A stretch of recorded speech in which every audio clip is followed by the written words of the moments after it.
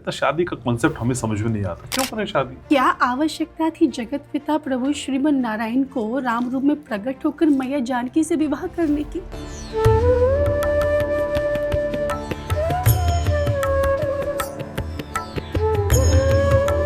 अगर सिर्फ गुलाब देने से ही मोहब्बत हो जाती तो माली पूरे शहर का महबूब बन जाता। तुम भी मोहे भूलो नाही भानो दुलारी, मैं भी तो है भूलूं नहीं भूले हूँ प्यारे। जो टूट के प्यार करता है उसका प्यार अक्सर अधूरा रह जाता है। कृष्ण ही राधा है और राधा ही कृष्ण है। किशोरी जी जैसा प्रेम तो कोई करने की ताकत रखता ही नहीं है, हम लोगों की तो कोई औकात है ही नहीं। एक गोपी बोली, प्रिया जी सपने में तो आज मैंने भी देखा था, कुएं पे ना जल की मटकी भरने के लिए गई थी, तो मटकी उठा के मेरे सिर पे रख रहे थे। किशोरी जी ने कहा, गोपियों जिस दिन से मुझे श्याम सुंदर छोड़ कर गए हैं उसी दिन से मेरी निद्रा भी मुझे छोड़कर चली गई। ये राधिका श्याम सुंदर को प्रेम इसलिए करती है कि श्याम सुंदर जहाँ भी रहे, जिसके साथ भी रहे, प्रसन्न रहे। राधा रानी हमें कितने दिन में करोड़पति बना सकती है? करोड़पति अगर बनना है ना, धर्म के नाम पे विरोध की एक अनकही सी अनछुई सी लहर सिखाई जा रही है। प्राचीन परंपरा में तो केवल एक ही धर्म था और उसका नाम था सनातन, और उसका नाम था सनातन। राम और कृष्ण के आने से पहले भी इस धरती पर सनातन धर्म था। हम उस देश के वासी हैं जिस देश में गंगा बहती है। लेकिन हम उस देश के वासी भी हैं निधि जहाँ किताबों में मुगल शासकों को पढ़ाया जा रहा है, सनातन को नहीं। यही तो गलत है, यही तो गलत है। हमारे पाठ्यक्रम में भगवत गीता को शामिल किया जाना चाहिए। और अगर बीजेपी की सरकार में भी ये नहीं किया गया, बीजेपी की सरकार में भी ये नहीं किया गया, कब किया जाएगा? हम अकबर की कहानी पढ़ने के लिए नहीं आए हैं। ट्रोल होगी तुम। हमें जानना है कि हमारे भगवान श्री राम ने क्या किया था। हमें जानना है कि हमारे हनुमान जी महाराज कौन थे। देश हिंदू राष्ट्र बन जाए। भारत देश तो हिंदू राष्ट्र है ही, भारत देश तो हिंदू राष्ट्र है ही। हम वाकई कलयुग के मुहाने पर खड़े हैं। अरे बहुत समय है, अरे बहुत समय है। आज हमें अपने ही साथी से स्पेस क्यों चाहिए? फोन आया कैलेंडर खत्म, फोन आया टॉर्च खत्म, और अगर फोन आपकी पत्नी के हाथ में आ गया तो आप भी। ओ राधा रानी के चरण प्यारे प्यारे हो श्यामा, प्यारे के चरण प्यारे प्यारे।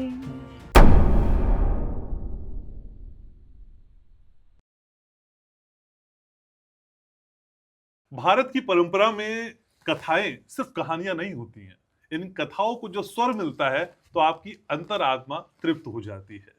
और जब इन कथाओं को कहने वाली कोई ऐसी शख्सियत हो जिनकी उपस्थिति में शांति हो, जिनके मौजूद रहने से सौंदर्य और आत्मीयता सबका बोध एक साथ हो, तो फिर वो एक ही चेहरा होता है।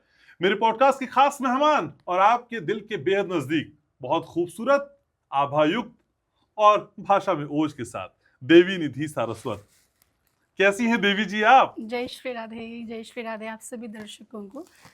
मैं एकदम अच्छी हूँ। तो देवी जी के जीवन में एक नया अध्याय जुड़ चुका है जी। और उस अध्याय का नाम है चिराग उपाध्याय। ठीक है, मेरा और तुम्हारा सरनेम अब एक एक जैसा हो गया है।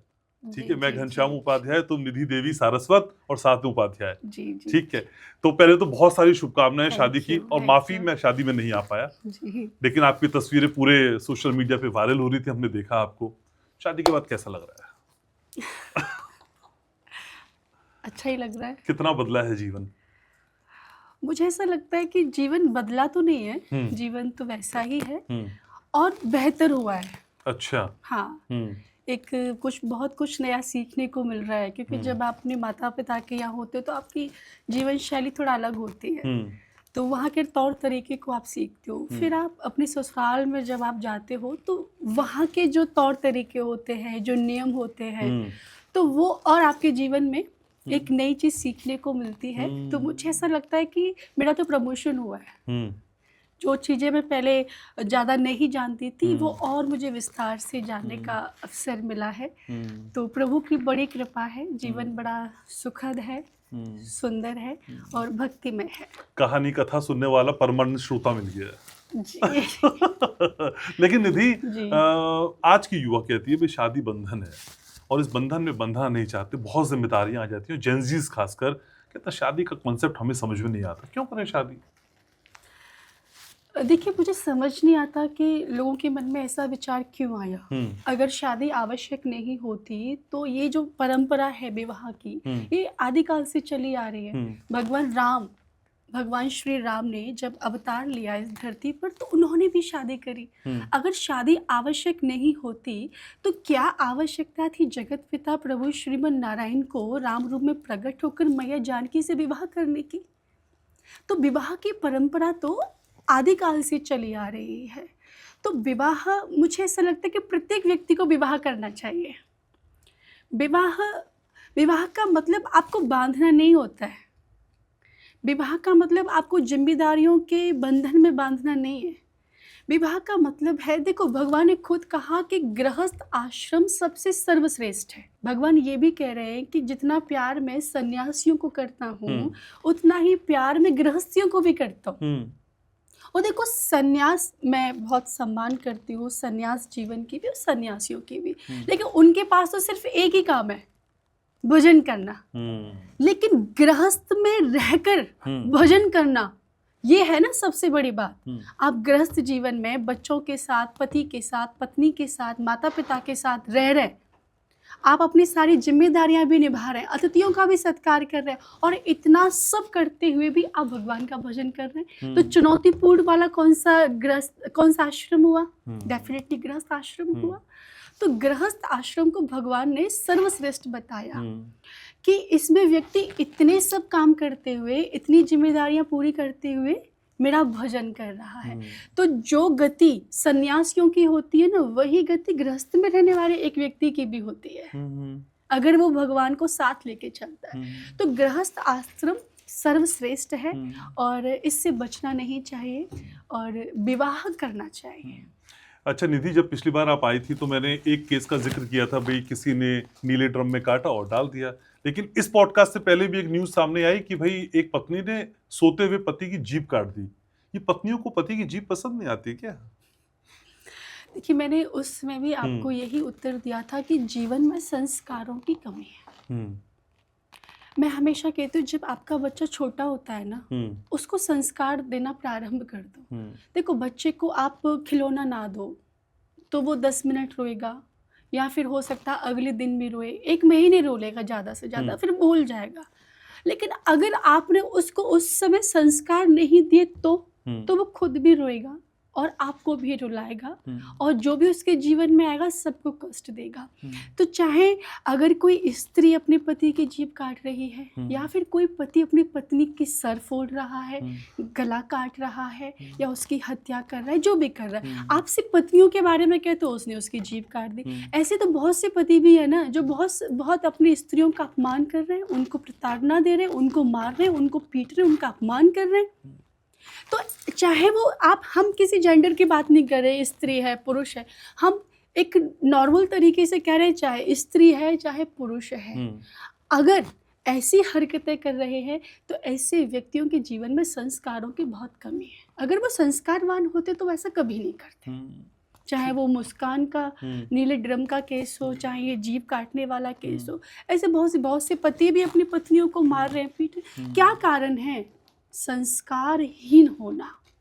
ठीक है, लेकिन जीवन में प्यार का होना कितना जरूरी है, किसी के लिए दिल का धड़कना कितना जरूरी है? वैलेंटाइन डे बहुत नजदीक है। अगर गुलाब देने से मोहब्बत हो जाती, अगर सिर्फ गुलाब देने से ही मोहब्बत हो जाती तो माली पूरे शहर का महबूब बन जाता। गुलाब देने से मोहब्बत नहीं होती है, इजहार तो होता है। देखिए, इजहार होता है, लेकिन प्रेम, मैं हमेशा कहती हूँ प्रेम बहुत अलग चीज़ है। प्रेम पता है क्या है? आप कह रहे इजहार होता है, जब आप किसी से प्रेम करते हैं ना तो आप उसको बता ही नहीं सकते कि आप उसे कितना प्रेम करते हैं। और कभी करके देखो, आपने तो भाभी से किया होगा, आप कभी बता ही नहीं पाएंगे कि आप उनसे प्रेम करते हैं। प्रेम का सीधा सा मतलब है जब आपकी वाणी मौन हो जाए, आपका कंठ अवरुद्ध हो जाए, आपके नेत्रों से अश्रुओं की धारा प्रवाहित होने लगे। ये है प्रेम। प्यार तो हर किसी से हो जाता है ना। प्यार बड़ी स्वार्थी चीज है।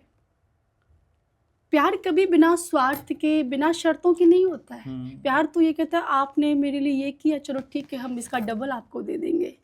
प्यार कभी स्वार्थ के बिना नहीं होता है। तो मैं लोगों से कहती हूँ प्यार यार के चक्कर में ना पड़ो, प्रेम के चक्कर में पड़ो।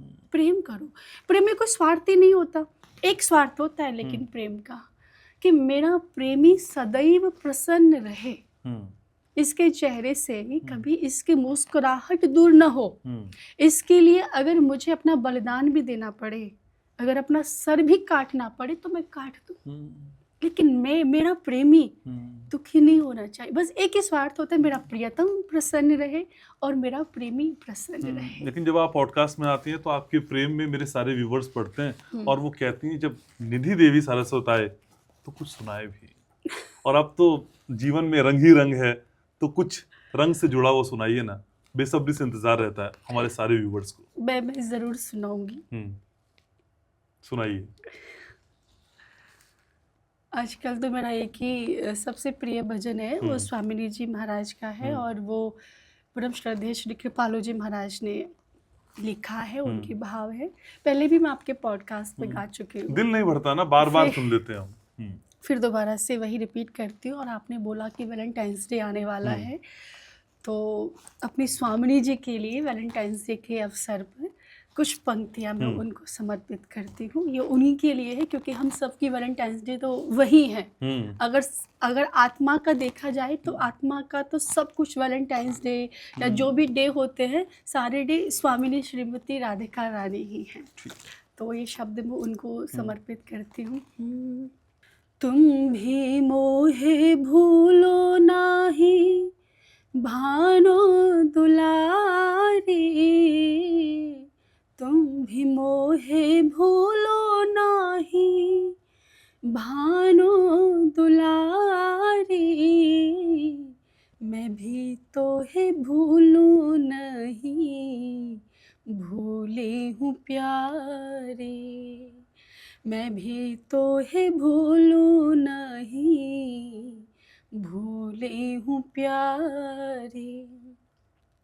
प्यारी प्यारी भोरी भारी बरसाने वारी, सुध लो हमारे ब्रश भानु दुलारी, मोहे नेच दासी दासी दासी रखो प्यारी, मोहे नेच दासी दासी दासी रखो प्यारी, महल टहल में बुला लो मोहे प्यारी, महल टहल में बुला लो मोहे प्यारी। प्यारी प्यारी भोरी भारी बरसाने वारी, सुध लो हमारे ब्रश भानु दुलारे। इसी के लिए जानी जाती है निधि देवी सारस्वत। लेकिन निधि, जो हम प्यार की बात करते हैं, और मैं अक्सर कहता हूँ राधा ने टूट के प्यार किया, और जब प्यार की बात होती है राधा कृष्ण का प्यार ही हमें समझ में आता है। लेकिन जो टूट के प्यार करता है उसका प्यार अक्सर अधूरा रह जाता है। ये अधूरे प्यार की कसक को कैसे कोई समझे? देखिए, दो तरीके से ही मैं इसका आंसर करूंगी। पहली बात तो ये है कि हम संसार के प्यार को श्री राधा कृष्ण के प्यार से तुलना नहीं कर सकते। नंबर 2, क्यों नहीं कर सकते? क्योंकि राधा कृष्ण दो व्यक्ति नहीं है। यहाँ पे तो प्रेम करने के लिए, प्यार करने के लिए दो व्यक्तियों की आवश्यकता है, एक स्त्री की और एक पुरुष की। लेकिन वहाँ पर कोई दो व्यक्ति नहीं है जिनके बीच में प्रेम हो रहा है। आपको दिखने में दो प्रतीत हो रहे हैं, लेकिन दोनों एक है। कृष्ण ही राधा है और राधा ही कृष्ण है। कृष्ण के बिना स्वामिनी जी नहीं है और स्वामिनी जी के बिना श्री कृष्ण नहीं। वहाँ पर दो लोग नहीं हैं। फिर आप कह रहे हैं कि श्री किशोरी जी ने टूट कर प्रेम किया, लेकिन उनका प्रेम उनको नहीं मिल पाया। अगर इसको सांसारिक दृष्टि से मैं अगर आप देखकर आपको उत्तर दूं, तो एक बात मैं प्राय कहा करती हूँ कि देखो, किशोरी जी जैसा प्रेम तो कोई करने की ताकत और हिम्मत रखता ही नहीं है। हम लोगों की तो कोई औकात है ही नहीं। किशोरी जी ने कभी नहीं चाहा कि बदले में भगवान श्री कृष्ण उनको प्रेम करें। अगर आप लीला की दृष्टि में देखें इस चीज को, तो किशोरी जी कभी ये नहीं चाहते थे कि बदले में भगवान उनको प्रेम करें। नहीं, वो कुछ चाहती ही नहीं थी। वो ये चाहती थी कि मैं ऐसा क्या करूं जिससे मेरा प्रियतम खुश हो जाए, आज मेरा प्रियतम प्रसन्न हो जाए, आज वो आज मुस्कुरा जाए, उसके चेहरे पर मुस्कुराहट आ जाए। उनका नाम श्रीमती राधिका रानी है। जब भगवान किशोरी जी को छोड़कर मथुरा चले गए, तो भगवान ने समाचार लेने के लिए श्री उद्धव जी महाराज को भेजा कि जाओ मेरे ब्रजवासियों का समाचार लेकर आओ। कौन, पहले टेलीफोन या मोबाइल तो हुआ नहीं करते थे, तो उद्धव जी को भेजा। अब उद्धव जी ने जब राधा रानी की स्थिति का दर्शन किया, तो क्या देखा कि जब से भगवान किशोरी जी को छोड़कर गए हैं, ब्रज को छोड़कर गए हैं, उस दिन से किसी गोपी ने, किसी ने घर का कोई काम नहीं किया। घर के एक बगीचे में जाती है, बगीचे में जाकर बैठ जाती है और बीच में राधा रानी बैठ जाती। कोई श्रृंगार नहीं, बिना श्रृंगार करे किशोरी जी बैठी हुई है और उनके चारों तरफ उनकी गोपियां बैठी हुई है। उद्धव जी वृक्ष के पीछे खड़े हुए, सब देख रहे हैं। एक गोपी हाथ जोड़कर बोली, स्वामिनी जी, आज सपने में मैंने श्याम सुंदर का दर्शन किया। वो मेरे घर आए थे और छींके से माखन की मटकी को उतार रहे थे। मेरे जैसे पकड़ने का प्रयास किया, मेरे नेत्र खुल गए, मैं पूरा नहीं देख पाई। एक गोपी बोली, प्रिया जी, आज तो मैंने भी श्याम सुंदर देखा था। मैं आपको प्रेम की परिभाषा बता रही कि प्रिया जी किस लेवल का प्रेम श्याम सुंदर से करती थी।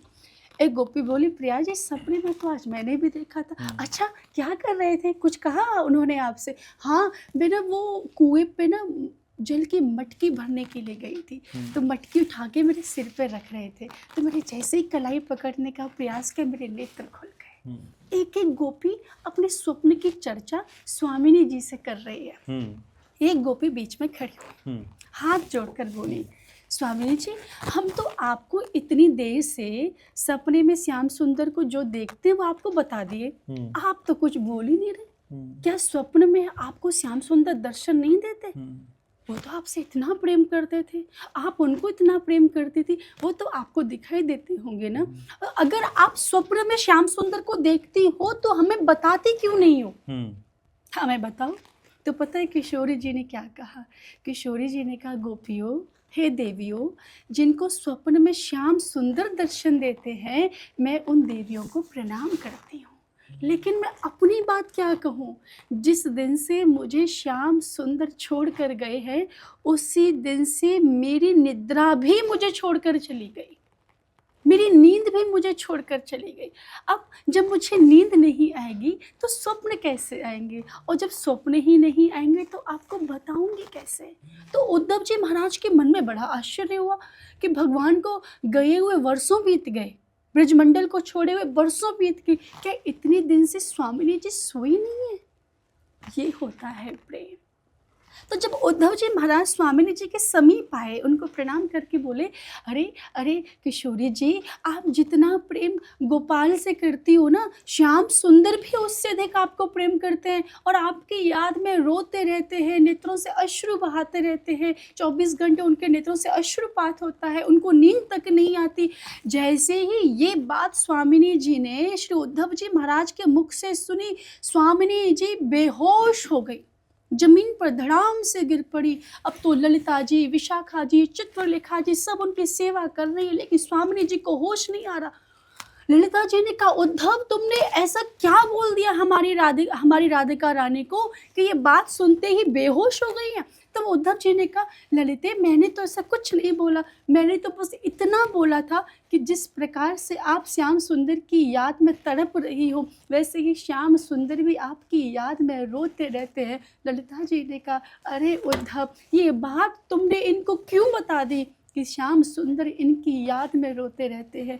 स्वामिनी जी मर जाएंगी, प्राण त्याग देंगी, लेकिन अपनी वजह से प्रियतम के नेत्रों में अश्रु नहीं देख सकती। उद्धव जी ने बोला इतना प्रेम, इतना आकर्षण मैंने कभी नहीं देखा।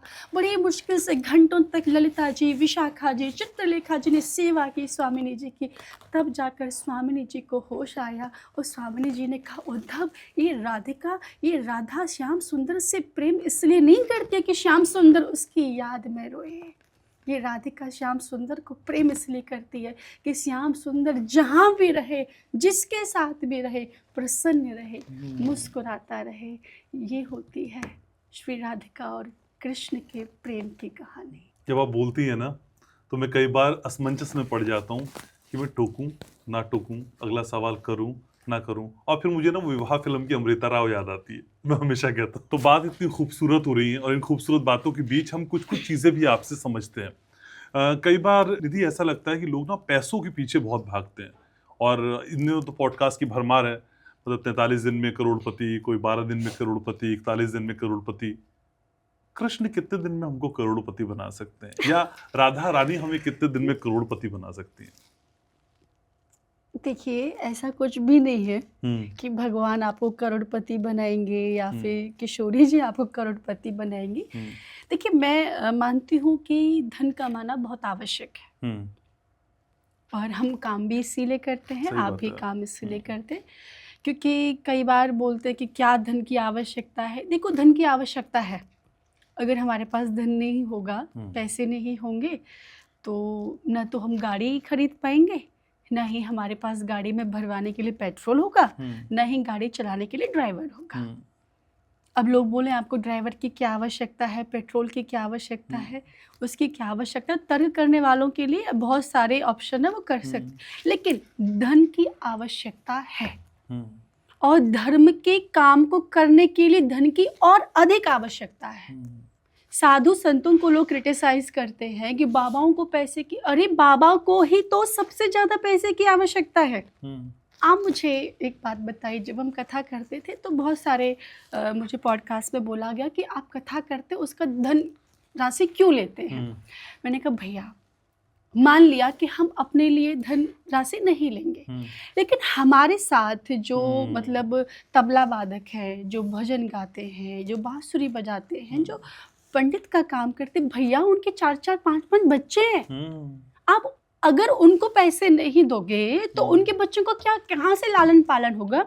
उनके पास वो तो डॉक्टर नहीं है, हाँ वो तो इंजीनियर नहीं है, उनके पास तो कोई किसान भी नहीं है, जमीन भी नहीं है, वो कहाँ से अपने बच्चों को पालेंगे। उनके पास तो मात्र एक साधन है ना कि हम कथा में जाएंगे, तबला बजाएंगे, फिर वहाँ से हमें सेवा राशि मिलेगी और हमारे बच्चे उससे खाना पीना खाएंगे। तो कथावाचकों को या साधु संतों को या किसी को भी अगर पैसे देते हैं तो बड़ा लोग विरोध करते हैं। अभी आप किसी बम्बई से किसी सिंगर को बुला लो, हाँ 50 करोड़ मांगेगा, और उसकी जितना गाना सुनने के लिए लोग जाएंगे, वहाँ दारू भी पिएंगे, गलत काम भी करेंगे। जो व्यक्ति समाज को कोई अच्छा मैसेज नहीं दे रहा है, फिर भी उसके कार्यक्रम को कराने के लिए हम लोग 50 करोड़ खर्च कर रहे हैं और किसी को आपत्ति नहीं है। और जो व्यक्ति आपको भगवान से मिलने की प्रेरणा दे रहा है, धर्म के रास्ते पर लेके जाने का प्रयास कर रहा है, मेहनत कर रहा है, 4-4 5-5 घंटे प्रवचन कर रहा है कि 5000 जो लोग सुन रहे हैं, इसमें से अगर 5 लोग भी धर्म का आचरण करने लग जाएंगे तो हो सकता है संस्कृति में बदलाव आ जाए, समाज में थोड़ा बदलाव आ जाए। और ऐसे व्यक्ति को लाख रुपए देने पे भी लोग तर्क करते हैं। ये मुझे समझ नहीं आता। तो कैसे बनेंगे करोड़पति मेरे व्यूवर्स? देखिए आपके व्यूअर्स कैसे करोड़पति बनेंगे वो मुझे पता नहीं, लेकिन मैं ये चाहती हूँ कि करोड़पति अगर बनना है ना तो धर्म का आचरण करके बनिए, गलत तरीके से पैसा मत कमाइए। आप गलत तरीके से घनश्याम भैया पैसा कमा तो सकते हो पर बचा नहीं पाओगे। आप चोरी से, छल से, कपट से पैसे तो कमा लोगे, किसी की गर्दन पे चाकू रख के फिरौती तो मांग लोगे, 50 लाख की फिरौती दे वरना तेरा उसका गला काट दूंगा। कमा तो सकते हो लेकिन बचा नहीं सकते। ना आप बचा पाओगे, ना आपके बच्चे बचा पाएंगे, आपकी न जाने कितनी पीढ़ियां नष्ट हो जाएंगी। इसलिए धर्म के आचरण, धर्म के रास्ते पर चलिए और धार्मिक तरीके से धन कमाइए। तो धर्म का आचरण अगर करें तो फिर कितने दिन में करोड़पति बन जाएंगे? वो तो डिपेंड करता है आप कितनी मेहनत करते हैं, आप कितना परिश्रम करते हैं। अब देखिए अब ऐसा तो है नहीं कि आप बैठ जाएं आसन पे और धन आएगा, धन आएगा, ऐसा तो है नहीं। धन कमाने के लिए मेहनत भी करनी पड़ती है, प्रयास भी करना पड़ता है, और बाकी तो हर इच्छा है भाग्य से ज़्यादा और उस समय से पहले तो जीवन में कुछ मिलता ही नहीं है। लेकिन मुझे ऐसा लगता है प्रयास करते रहना चाहिए और फोकस करना चाहिए अपने गोल के ऊपर। जब तक आपको उसकी प्राप्ति न हो जाए तब तक आप पीछे ना हटे। वही एक कविता जो है कि कोशिश करने वालों की कभी हार नहीं होती और लहरों से डरकर नौका पार नहीं। जिनको पैसे कमाने या सक्सेसफुल होना है उनके लिए ही मुझे कविता एक श्रेष्ठ लगती है कि असफलता एक चुनौती है, तुम इसे स्वीकार करो। असफलता एक चुनौती है, तुम इसे स्वीकार करो। कहाँ कमी रह गई देखो और सुधार करो। जब तक ना सफल हो तुम नींद चैन को त्यागो तुम। जब तक न सफल हो तुम नींद चैन को त्यागो तुम। संघर्ष का मैदान छोड़कर मत भागो तुम। कुछ किए बिना यूं ही जय जयकार नहीं होती। कोशिश करने वालों की कभी हार नहीं होती। प्रयास करते रहो। मैथिली शरण गुप्त जी एक बड़ी अच्छी बात कहते थे, तुम नर हो न निराश करो मन को। तुम नर हो न निराश करो मन को। कुछ काम करो, कुछ काम करो, जग में रहकर नाम करो, तुम नाम करो। लेकिन मैं फिर से एक आध्यात्मिक होने के नाते एक बात कहूँगी, जीवन में बहुत करोड़पति बने, मैं तो कह रही हूँ अरबपति बन जाए, खरबपति बन जाए, लेकिन भगवान को साथ लेकर चलिए। अगर भगवान को साथ लेके चलोगे ना तो हमेशा धर्म के रास्ते पे चलोगे, और जिस दिन भगवान का संग छोड़कर चलोगे उसी दिन अनीति के रास्ते पे चले जाओगे। तो नीति के रास्ते पर चलकर खूब धन कमाइए, हमें बड़ी प्रसन्नता होगी। ठीक है, लेकिन नीति को प्रचारित और प्रसारित करने की कोशिश मौजूदा सरकार भी करती है। हालांकि हम पॉलिटिकल सवाल नहीं ले रहे, लेकिन फिर मैं आध्यात्म के लिहाज से समझना चाहता हूँ, देश में क्या एक खास नैरेटिव सेट करने की कोशिश की जा रही है, या तो आपको इस पाले में रहना है या उस पाले में रहना है? बीच का पाला हम चुन नहीं पा रहे हैं क्या? आध्यात्म के लिहाज से आप क्या कहती हैं?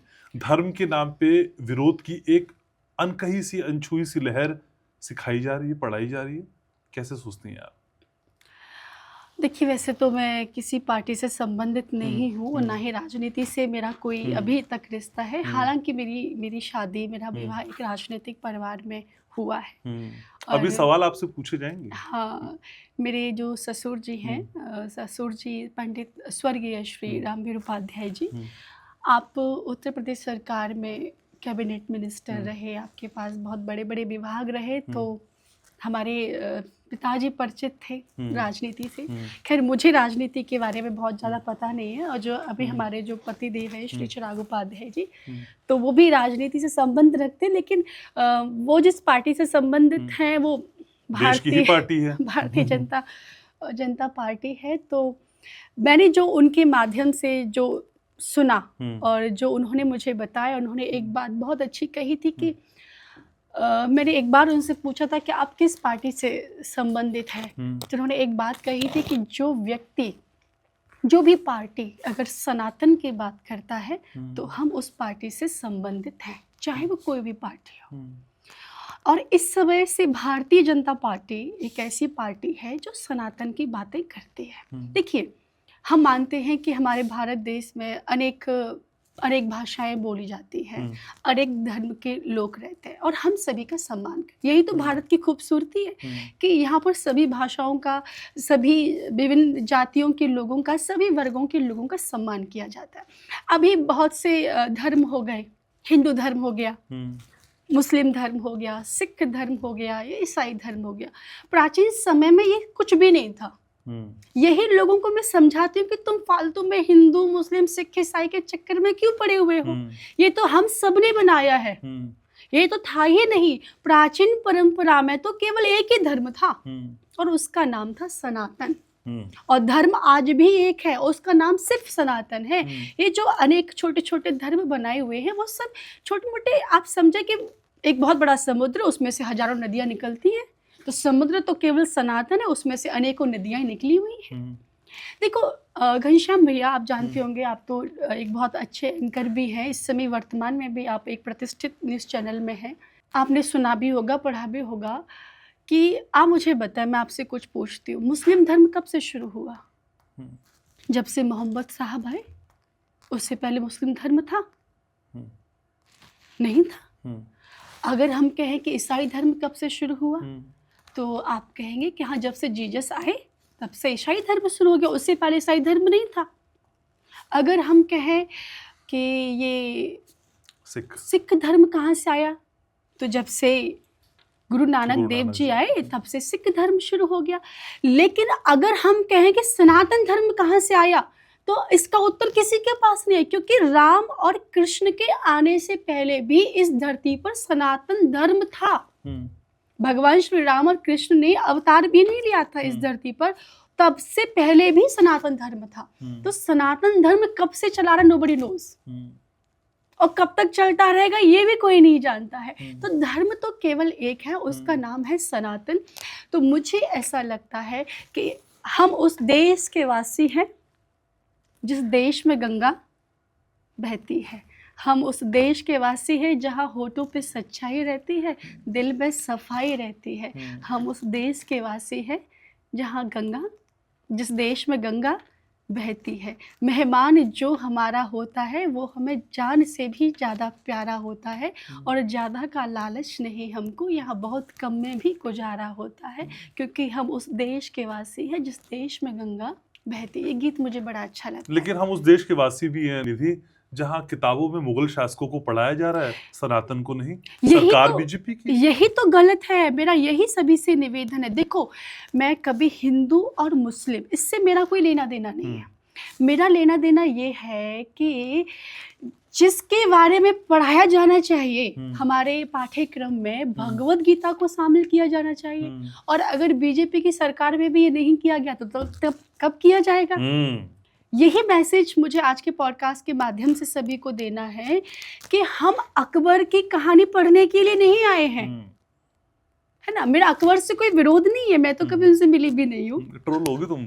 देखिए, मेरा उनसे कोई विरोध, मैंने फिर कहा, हमें अकबर की कहानी से कोई मतलब नहीं है, हमें मुगल शासकों की कहानी से कोई मतलब नहीं। मुगल शासक हमारे यहाँ के थे ही नहीं, तो यहाँ पर आके राज करने लगे, तो कहीं और के है। तो जिस भी देश के हैं वहाँ इनकी कहानी पढ़ाई जानी चाहिए। इसका हम लोगों से कोई लेना देना नहीं है।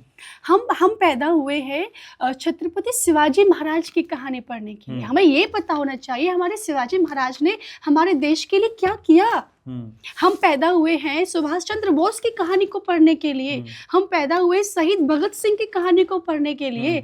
हमें जानना है कि हमारे भगवान श्री राम ने क्या किया था, कैसे रावण का संहार किया, कौन रावण था, कौन मैया जानकी थी। हमें जानना है कि हमारे हनुमान जी महाराज कौन थे, कैसे थे, वो क्या करते थे। लेकिन तो आप बिल्कुल सही कह रहे हैं कि जो भी पाठ्यक्रम में इस समय पढ़ाया जा रहा है, मैं आपकी बात से सहमति रखती हूँ, ये बिल्कुल गलत है।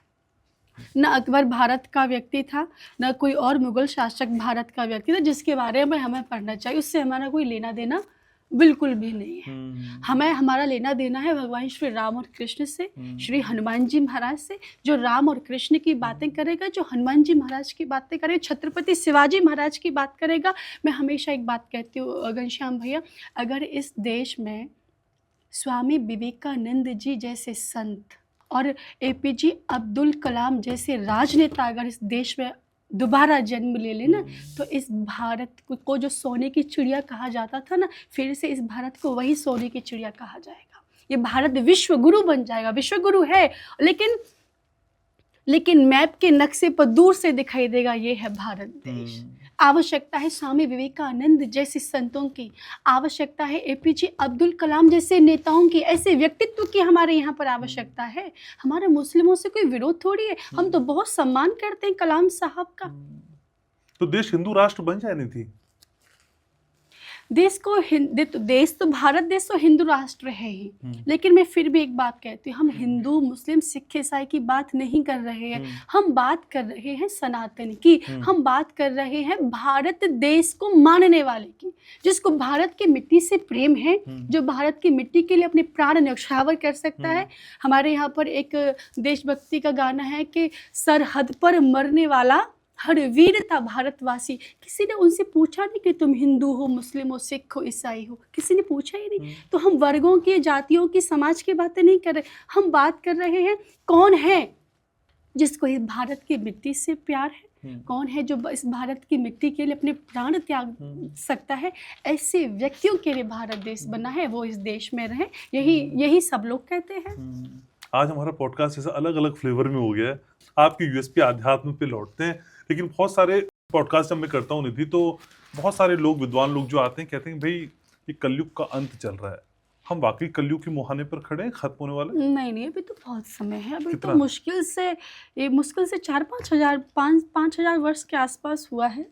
कलयुग की तो बहुत लंबी अवधि है। कब तक कलयुग खत्म हो रहा है? अरे बहुत समय है। कितना, हम रह जाएंगे? नहीं हम नहीं रहेंगे। कहते हैं कि कलयुग का, देखो अभी तो शुरू हुआ है, और जब शुरुआत में ये हालत है, अब आप सोचें कि जब कलयुग की समाप्ति का समय होगा तब क्या हालत होगी। तब पुनः भगवान का अवतार होगा।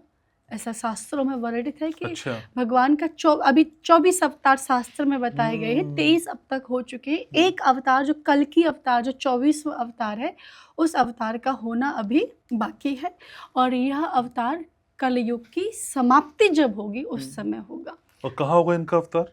ऐसा बताते हैं कि संबल नाम का एक गांव है, यूपी वाला संबल? यूपी वाला संबल। अच्छा। जो मुरादाबाद के अच्छा। आसपास है, वहां पर एक ब्राह्मण परिवार में भगवान श्री कल्की का अवतार होगा। वही यहाँ पे फिर वही है ना कि जब जब हो ही धर्म की हानि, बाढ़ ही असुर अधम अभिमानी, तब तब धरि प्रभु विविध शरीरा, हर ही कृपा निधि सज्जन पीड़ा। जब जब धर्म की हानि होती है, अधर्म का बोलबाला होता है, भगवान अवतार लेकर आते हैं, दुष्टों का संहार करते हैं। विप्रधेन सुर संत हित लीन मनुज अवतार। भगवान ब्राह्मणों के लिए, विप्रों के लिए, संतों के लिए और गौ माता के लिए समय समय पर धरती पर अवतार लेते रहते हैं। तो अभी अवतार होना बाकी है, लेकिन उसमें भी समय है। और निधि, आप पॉडकास्ट में आती हैं तो मैं आपको पता ना, आप कहती हैं जितनी मैं कथाओं में भजन नहीं गाती भैया, आपके पॉडकास्ट में गा देती हूँ, तो फिर कुछ हो जाए। मुझे और जगत से क्या लेना, क्या लेना, ओ राधा रानी के चरण प्यारे प्यारे, हो श्यामा प्यारी के चरण प्यारे प्यारे। ओ मेरे मन मतवारे, तू राधा नाम को गाले, तेरी पार करेगी नैया, इन चरणों में प्रीत लगा ले। तू ले ले राधा नाम, तेरे पूरन होंगे काम। तू ले ले राधा नाम, तेरे पूरन होंगे काम, और इसमें तेरा कुछ लागे ना, लागे ना, ओ राधा रानी के चरण प्यारे प्यारे, हो श्यामा प्यारी के चरण प्यारे प्यारे। लेकिन इस प्यार में किसी तरह का कोई स्पेस नहीं है, लेकिन आज के युवाओं को एक दूसरे से स्पेस चाहिए होता है, प्राइवेसी चाहिए होती है, और कहा जाता है भाई तुम मेरे जीवन में जरूर हो, मैं भी तुम्हारे जीवन में जरूर हूँ, लेकिन अपनी अपनी इंडिविजुअलिटी है। लेकिन निधि, पहले मैंने, जब हमारे माँ बाप थे ये स्पेस जैसा कॉन्सेप्ट नहीं था। आज हमें अपने ही साथी से स्पेस क्यों चाहिए? हम क्यों इतने मतलब खुले नहीं है कि बता दें मेरे फोन का पासवर्ड ये है, देख ले? इतनी हिम्मत क्यों नहीं आ रही है? एक बात बताऊं मैं, एक बड़े प्रसिद्ध संत हुए जैन मुनि श्री तरुण सागर जी, उन्होंने एक बड़ी अच्छी बात कही फोन के संबंध में, कि देखो भैया, जब से फोन आया तब से कैलेंडर खत्म। पहले लोग कैलेंडर रखते, तब तो फोन में कैलेंडर होता है। फोन आया, कैलेंडर खत्म। फोन आया, टॉर्च खत्म। फोन आया, कैमरा खत्म। पहले लोग हाथ में ना कैमरा लेके, अब तो फोन में ही कैमरा है। तो फोन आया, कैमरा खत्म। फोन आया, MP3 खत्म, है ना। और अगर फोन आपकी पत्नी के हाथ में आ गया तो आप भी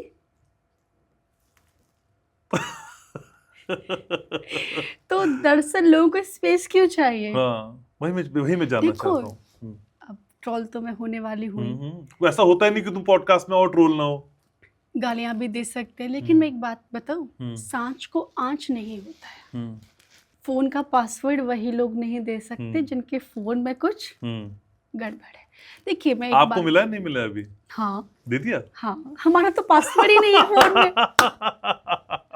हमें तो आवश्यकता ही नहीं है अच्छा। पासवर्ड की, पासवर्ड की आवश्यकता ही नहीं है। हम्म, फ़ोन की अभी आवश्यकता मुझे ऐसा लगता है कि सिर्फ़ दिन में 3 से 4 बार पड़ती है। हम्म, या तो माताजी को घर पे फ़ोन करना होता है तब, या फिर जो मेरी मदर इन लॉ है उनको फ़ोन करना होता है तब, या किसी रिश्तेदार को फ़ोन करना होता है तब, या फिर अगर मैं रसोई घर में हूँ तो इनको भोजन के लिए मुझे बुलाना होता है तब फ़ोन करना पड़ता है, तब मुझे आवश्यकता पड़ती है। सेम इनका, खैर इनका तो एक काफ़ी बड़ा काम है राजनीति से संबंधित, तो इनको तो बहुत फ़ोन की आवश्यकता उनके होती पास है। दूसरा फोन भी होगा, उसका भी पासवर्ड ले लेना। ठीक है, मैं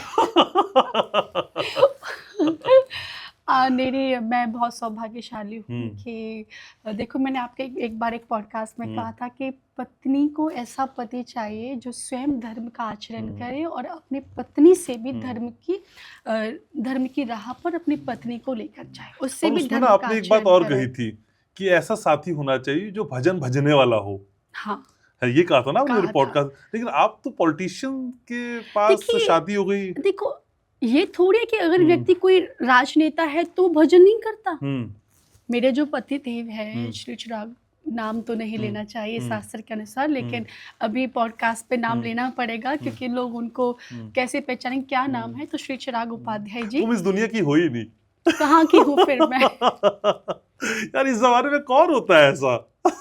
देखिए एक हाँ। शास्त्र की अगर नीति से चले तो नाम नहीं लेना चाहिए, लेकिन अगर पति दूर हो तो आप नाम लेकर बता सकते हैं। तो वो जो मेरे पति देव हैं, तो वो इतने भगवान के भक्त हैं कि मैं आपको क्या बताऊं। परम श्रद्धेय पुरी पीठाधीश्वर जी महाराज से दीक्षित हैं आप। अच्छा। हाँ, आप त्रिकाल संध्या करते हैं। तो आपने ऐसा कैसे कह दिया कि जो व्यक्ति राजनेता है वो भजन नहीं करता? मैं तो अपने घर में देखती हूँ, मेरी सासू माँ, पहला थॉट तो यही आता है मेरे father in law Uttar Pradesh सरकार में 2 से 3 बार मिनिस्टर रहे और 7 बार के विधायक रहे। हाथरस का नाम, हाथरस को जिला भी हमारे ससुर जी ने ही बनवाया था। तो मैंने देखा कि मुझे अब देखा तो नहीं था, लेकिन मुझे पता चला कि उनका जो सुबह का समय था 2 से 3 घंटे का, वो सिर्फ और सिर्फ भगवान के लिए समर्पित था, सुबह और शाम। सुबह की शुरुआत वो भगवान के साथ करते थे, उसके बाद समाज के लोगों की सेवा करते थे और रात्रि के समय वो भगवान को दिया करते थे। अभी मैं यहाँ पर आने के बाद मैंने अपनी मदर इन लॉ को देखा कि वो भी इस समय एक प्रतिष्ठित मतलब बहुत अच्छी एक नेता हैं और इस सब हाथरस से जिला पंचायत अध्यक्ष भी हैं वो, और उनके दिन की शुरुआत भी भगवान से ही होती है। मैं लगभग 2 महीने मेरी शादी को हो गए, मैं उनकी दिनचर्या देखती हूँ तो सुबह सबसे पहले मंदिर में मुझे वही दिखाई देती है। और मेरे पति जो स्वयं उनके पास इतना काम है तो वो कम से कम त्रिकाल संध्या करते हैं और कम से कम 2 से 3 घंटे का समय उनका भगवान के साथ व्यतीत होता है। तो अगर कोई व्यक्ति राजनेता है और वो भजन नहीं करेगा, ऐसा कुछ भी नहीं है। मैंने आपसे पहले ही कहा था, मैं विवाह उसी से करूंगी जो भजनानंदी होगा, जो भजन करता होगा। और मैं प्रत्येक व्यक्ति से बात कहती हूँ कि पति को ऐसी पत्नी चाहिए जो उसको भगवान की राह पर लेके जाए, और पत्नी को ऐसा पति चाहिए जो उसको भगवान की राह पर लेके जाए। और टच वुड, मैं परम सौभाग्यशाली हूँ कि मैं जैसा चाहती थी बिहारी जी ने वैसा ही परिवार और वैसे ही पति मुझे प्रदान किए, जो स्वयं धर्म की राह पर चलते हैं और मुझे बहुत नए नए काम करने के लिए प्रेरित करते हैं। वैसे पति बेचारा तो जीवन भर पत्नी को भजता ही रहता है, वो तो भजनानंदी है ही है, तो वो तो भज ही रहे होंगे आपको, मैं समझ रहा हूँ। लेकिन स्पेस क्यों चाहिए, वो सवाल रह गया। फिर मैं आगे बढ़ रहा हूँ। मैंने आपको बताया ना, स्पेस उन्हीं लोगों को चाहिए जिनके जीवन में कुछ गड़बड़ है। ठीक है, आपको स्पेस क्यों चाहिए? हाँ, स्पेस अगर कोई आपका, देखो पहली बात तो ये है कि किसी का फोन चेक नहीं करना चाहिए। देखो शादी का जो रिश्ता होता है ना घनश्याम भैया, वो विश्वास पे चलता है। अगर विश्वास नहीं है तो कोई भी तीसरा आके उसको तोड़ के चला जाएगा। मैं हमेशा कहती हूँ पति और पत्नी नाव की तरह होते हैं, और ये परिवार, रिश्तेदार, नातेदार, कुटुंब, फोन, सगे संबंधी, सहेलियाँ, ये सब बहते हुए पानी की तरह होते हैं। जब तक नाव आपकी पानी के ऊपर है आपके जीवन में आनंद है, लेकिन जिस दिन ये पानी आपकी नाव में घुस गया आपकी नाव डूब जाएगी।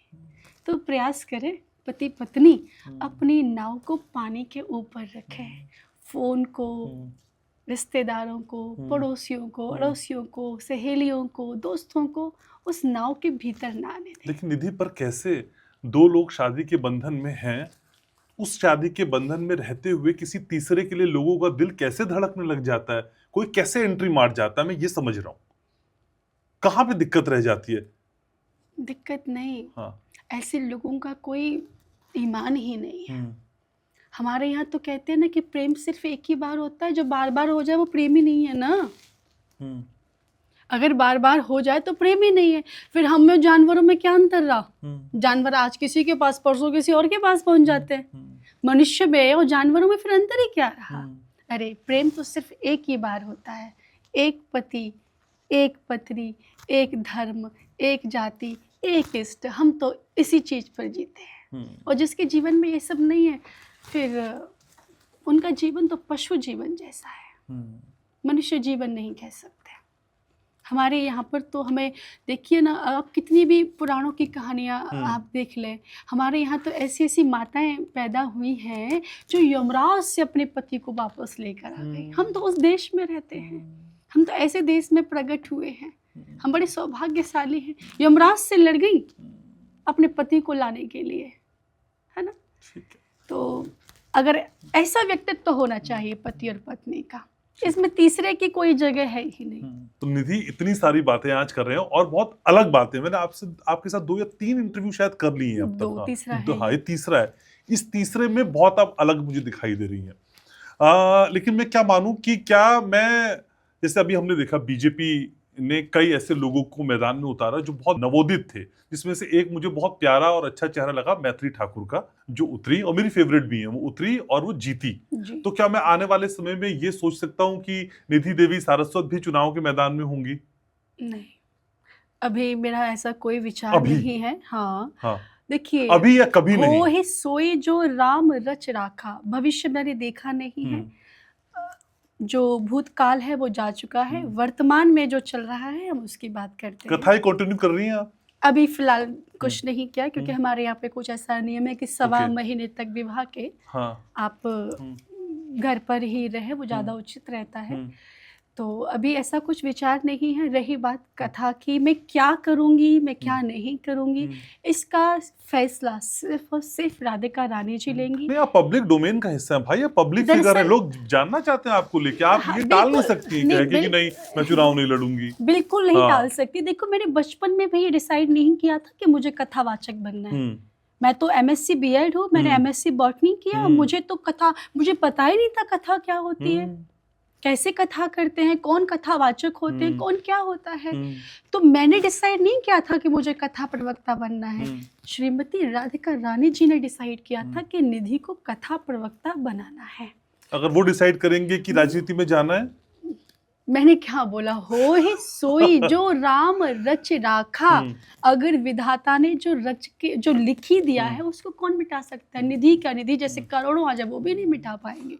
लेकिन बहुत सारे लोगों को ऐसा लगता है कि देवी जी ने एक राजनेता परिवार में विवाह कर लिया, क्योंकि मेरे फादर इन लोग, प्रभु कृपा से मैं अपने आप को बहुत सौभाग्यशाली समझती हूँ कि मैं स्वर्गीय श्री रामवीर उपाध्याय जी की पुत्र वधू हूँ। ये मेरे लिए बहुत गर्व की बात है, क्योंकि वो मेरे फादर इन लॉ भी हैं। और मैं एक तरीके से देखी जाऊँ, व्यक्तिगत रूप से मैं उनकी बहुत बड़ी प्रशंसक हूँ। मैं बहुत छोटी थी जब वो हमारे यहाँ से इलेक्शन लड़ा करते थे, और कई बार मेरी फ़ोन पे उनसे बातचीत हुई। मैंने एक बार उनसे बोला था, तब मैं अंकल बोला करती थी। खैर, उनको पापा कहने का सौभाग्य मुझे नहीं मिल पाया, क्योंकि विवाह से पहले ही एक बीमारी की वजह से उनका स्वर्गवास हो गया। मैंने उनको बोला था कि अंकल, आप इतना मेहनत करते हैं, इतना काम करते हैं, 24 घंटे आप समर्पित रहते हैं, और ब्राह्मणों के नहीं, पूरे सर्व समाज के नेता थे। किसी भी जाति का व्यक्ति अगर उनके दरवाजे पर पहुंच गया, नो मैटर आपने उनको वोट किया है कि नहीं किया, कोई फ़र्क नहीं पड़ता, पर दरवाजे पर गया है तो काम होकर ही रहेगा। उन्होंने मुझसे एक बात कही थी कि बेटा, जो केवल अपने लिए जीता है ना, उसका एक दिन मरण हो जाता है। जो व्यक्ति सिर्फ अपने लिए जीता है उसका एक दिन मरण हो जाता है, लेकिन जो व्यक्ति समाज के लिए जीता है, दूसरों के लिए जीता है, उसका सदैव के लिए स्मरण हो जाता है। और घनश्याम भैया, मैं सत्य आपको बता रही हूँ, आज जब क्षेत्र में हमें जाने का अवसर मिलता है, मैं देखती हूँ जब घर पे लोग आते हैं ना, तो उनको गए हुए 2-3 वर्ष हो गए, आज भी लोग उनके लिए नेत्रों से अश्रु बहाते हैं, उनके लिए रोते हैं। वो कहते हैं हमें अपने माता पिता की आवश्यकता नहीं थी, हमें तो उनकी आवश्यकता थी। तो मैं अपने आप को बहुत सौभाग्यशाली समझती हूँ कि मैं एक ऐसे व्यक्तित्व के यहाँ पर आई हूँ जिन्होंने समाज के लिए अपना पूरा जीवन समर्पित कर दिया। एक दिन मेरी मदर इन लॉ मुझे बता रही थी कि बेटा, मैं एक बात बताऊँ, आपके पापा को ये नहीं पता था कि उनके बच्चे किस क्लास में पढ़ते हैं, उन्हें ये भी नहीं पता था कि उनके बच्चे किस स्कूल में पढ़ते हैं, उन्हें ये भी नहीं पता था कि आज उनके बच्चे बीमार हो गए तो उनको दवाई दिलवानी है। बोले उनका पूरा जीवन केवल समाज के लिए समर्पित था, अपने रक्त की एक एक बूंद उन्होंने समाज को दी थी, समाज के लिए जिए, समाज के लिए गए। और आज मैं देखती हूँ कि जब आप देखो घनश्याम भैया, अगर आपको गिरने पर चोट लगती है ना, तो लगता है कि आप जीवित हैं। अगर आपको खुद का दर्द महसूस होता है तो ये आपके जीवित होने का प्रमाण है, लेकिन जब आपको दूसरे का दर्द महसूस होता है तो ये आपके इंसान होने का प्रमाण है। तो वो इंसानियत मैंने उनके अंदर देखी, और वही इंसानियत, वो डिट्टो उनकी ही कृपा और प्रभु के आशीर्वाद से आदरणीय श्री उपाध्याय जी के अंदर भी है। और मुझे ऐसा लगता है कि जिस व्यक्तित्व के साथ, जिन सब चीज़ों को साथ लेकर हमारे स्वर्गीय पिताजी ने समाज की सेवा की है, वैसे ही उन्हीं के पद चिन्हों पर हमें चलना है। मेरा कोई संकल्प नेता बनने का नहीं है, यहाँ तक कि मेरे पतिदेव भी यही कहते हैं कि मेरा कोई संकल्प ऐसा नहीं मुझे नेता बनना है या MP बनना है, MLA बनना है, नहीं। हमारे पिताजी एक बात कहा करते थे, सेवा करो, तन से सेवा करो, तन है तो तन से सेवा करो, मन है मन से सेवा करो, और भगवान ने आपको धन दिया है तो धन से सेवा करो। तन पवित्र सेवा किए, धन पवित्र कर दान, मन पवित्र हरि भजन सो होत त्रिविध कल्याण। तो अभी नेता बनने के बारे में तो नहीं सोचा है, लेकिन हाँ इतना अवश्य सोचा है कि जिस प्रकार से हमारे आदरणीय ससुर जी समाज की सेवा करते आए हैं, हम उनके पद चिन्हों पर चलने का प्रयास करेंगे, चाहे आध्यात्मिक रूप से, चाहे कथा के माध्यम से, चाहे किसी भी मंच के माध्यम से। और एक ऐसी खूबसूरत चीज़ है आपकी आवाज़।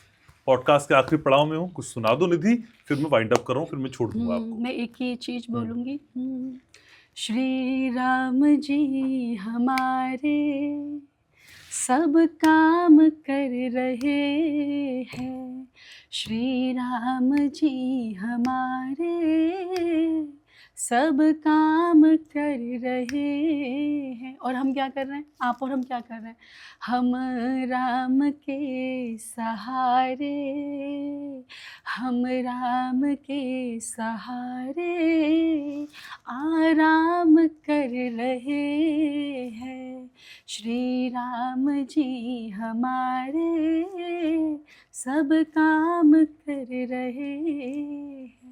तो ये आराम, ये काम यूं ही चलता रहेगा, और मैं उम्मीद कर रहा हूँ कि निधि मेरे पॉडकास्ट में यूं आती रहेंगी और हमारी मुलाकातों का सिलसिला चलता रहेगा। और शादी के 2 महीने बाद जो आप में बदलाव है, जब अगली बार मिलेंगी तो और ओज के साथ ओतप्रोत होंगी। अगली बार चिराग को भी आप लेके आएंगी, तो हम और चिराग और आप मिलकर खूब सारी बातें करेंगे, कुछ अलग अंदाज में पॉडकास्ट करेंगे। आ रही है ना? बिल्कुल, मैं जरूर आऊंगी। ठीक है, राधे राधे। जय श्री राधे। तो आज के इस पॉडकास्ट को यही समेट रहा हूं। कमेंट सेक्शन में मुझे इंतजार रहेगा आपके कमेंट का। लाइक करना, शेयर करना, सब्सक्राइब करना आपकी आदत में शुमार है। इस पॉडकास्ट को समझना है, सुनना है, और जो बातें समझ में आ रही हैं वो भी बताना, और जो नहीं आ रही है वो भी बता दीजिएगा। जब अगली बार आएंगे निधि तो फिर उन पे भी बात हो सकती है। और याद रखना है, मैं आपसे बहुत प्यार करता हूँ।